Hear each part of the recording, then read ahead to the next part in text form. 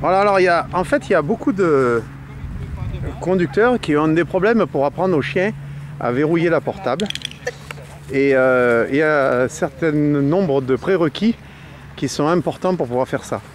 D'abord, si un chien n'est pas capable de tenir sa balle fortement, voilà, s'il n'est pas capable de la serrer entre ses mâchoires de toute sa force, eh bien, ça veut dire qu'il va avoir des problèmes pour faire la même chose avec un portable. Voilà, donc lui, il est bien verrouillé, ça on sait. On peut en profiter pour renforcer en disant, on détend un petit peu la ficelle et puis on dit, hey, tu serres, hein? Tu serres, hein, loulou, hein? Hein? Tu serres, mon loulou, hein? Ah ben oui, hein, parce que sinon, tu vas te la faire piquer. Voilà, ok.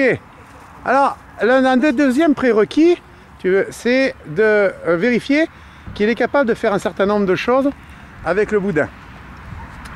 Voilà, alors tu lui fais lâcher la balle. Voilà. Donc le chien l'a fait sur autorisation, hein. Et donc on vérifie que le chien il est capable à la fois de tirer vraiment fort sur le boudin, mais aussi qu'il est capable de se calmer et de la porter. Voilà, et d'être un petit peu stable et pas de mâchonner ce boudin. Ouais, je vais zoomer un petit peu, voilà, et pas de mâchonner ce boudin. Voilà. Alors Fabien est en train de vérifier que la prise est bien stable. Si on n'a pas ça, ça va être très difficile de l'avoir sur la portable. Et ensuite, il va lui montrer avec un objet que vous n'avez peut-être pas encore vu. C'est un tube de plastique ou de métal qui est extrêmement glissant. Alors, tu peux rester debout, hein, ça pose pas de souci pour lui montrer ça. Voilà. Alors, tout ça, ça participe d'un principe que j'avais déjà expliqué, à savoir que le chien n'a pas à aimer l'objet. Et surtout pas. Parce que s'il aime l'objet, il va y avoir une appropriation, une possessivité de cet objet. Voilà, montre-lui que ça glisse. Alors le chien ne connaît pas, hein, ce truc-là. Hein. Tu pourras le montrer. Ah, ah. Voilà, tu vois que c'est difficile à serrer.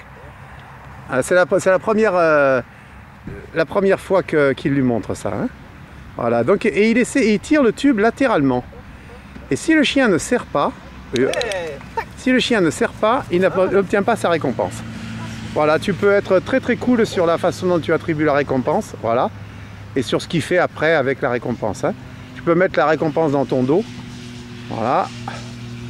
Et la sortir, de toute façon, à partir du moment où tu as cliqué, le délai n'est pas prépondérant.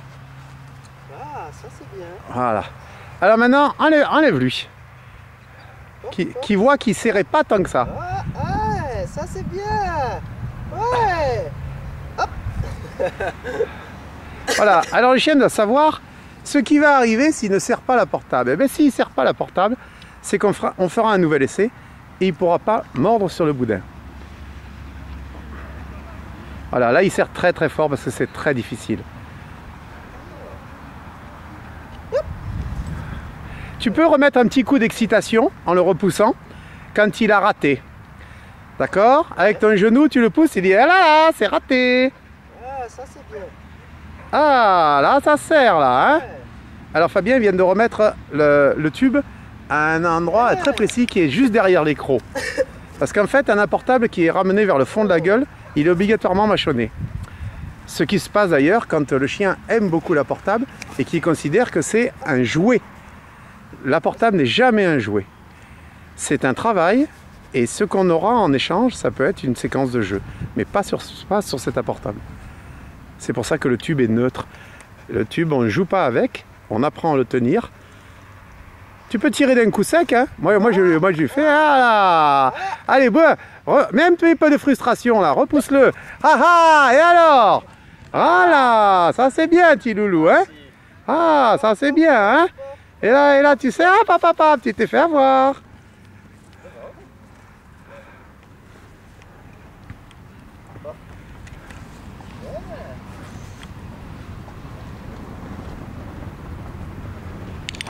Allez! Normalement, si tu cliques, ça veut dire le bon comportement est atteint. Il n'a pas besoin d'avoir un commandement. Hein. Ok.